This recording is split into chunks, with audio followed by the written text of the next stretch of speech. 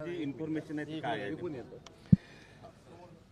मालेगावमध्ये विधानसभा निवडणुकीचा प्रचाराच्या दरम्यान वोट जिहाद फंडिंग घोटाळा उघडकीस आणला होता।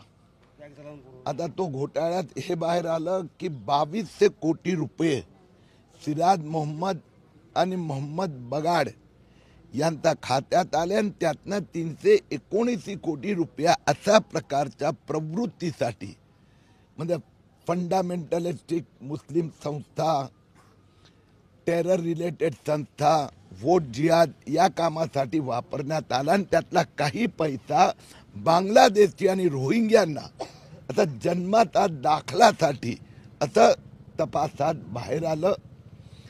मालेगावमध्ये मला आणखीन त्यावेळी गोष्ट लक्षात आली आणि त्याचा मग पाठपुरावा केला की मालेगावमध्ये शेवटच्या 4 महिन्यात 2024चा 900 लोकांना जन्माचा दाखले देण्यात आले आणि या 900 पैकी 99% मुस्लिम। त्याची मग चिरपाड केल्यावर लक्षात आले की खूप मोठं षडयंत्र आहे। वर्तमानपत्रात जाहिराती द्यावे लागतात, त्या जाहिरातीमुळे अंजनगावचा एका कार्यकर्त्याने ही गोष्ट आमच्या लक्षात 10 दिवसापूर्वी आणून दिली आणि त्यात मग आपण पाहिलं काल मुख्यमंत्री देवेंद्र फडणवीस यांनी सांगितलं अंजनगाव 1,60,000 तहसील, 60,000 ची नगरपालिका, त्यात 20,000 मुस्लिम आणि 14 ते अर्ध आले आहे। याची आता चिरफाड होणार। सर यात नेमकं किती बांगलादेशी आणि रोहिंग्या मुस्लिम असलं तुमचं? आता यासाठी इथेही SIT स्थापन झाली आहे, मालेगावला पण झाली आहेत, पण मी प्रत्येक ठिकाणी बघतो की ह्यापैकी मृत्यूचे दाखले वेगळे करा। घरी ज्यांचा मृत्यू झाली ह्यातच पण जन्माचे दाखले ते अर्ध बघितले तर 98% बांगलादेशी रोहिंग्या मुस्लिम आहेत। भिवंडीत 500, मालेगावमध्ये 1100, हा एवढा अंजनगावमध्ये 14 अर्ध आले आणि या सगळ्यांचा जन्म ते म्हणतात अंजनगावमध्ये जात आहेत आणि केव्हा हे सगळे 1991चा आधी जन्मलेले म्हणजेच फ्रॉड आहे। सर तुम्ही सांगितलेलं म्हणतायत की नियमाबाहेर कुठले काम केले तुमच्या सरकारमध्ये प्रशासन ए भाऊ आपण पत्रकार आहात।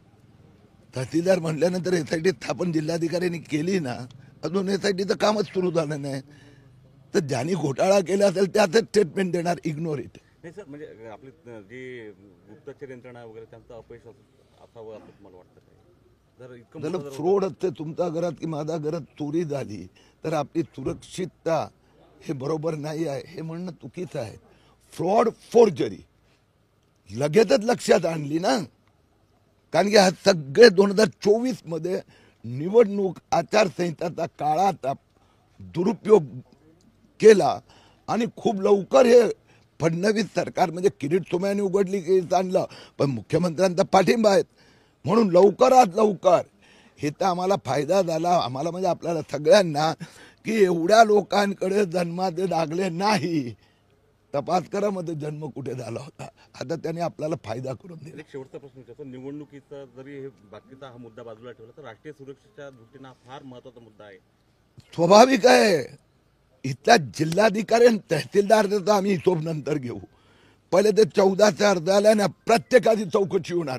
तुझा जन्म केव्हा झाला, मग तुझा आईचा कुठे झाला, वडिलांचा कुठे झाला, भावाचा कुठे झाला, आणि आतापर्यंत काय 60 वर्षाचा माणूस, 40 वर्षाचा माणूस, परिवारातले 4 लोक, मग आतापर्यंत म्हणजे हे सगळे बांगलादेशी रोहिंग्यांना बसमध्ये भरवून आम्ही बांगलादेश पाठवू।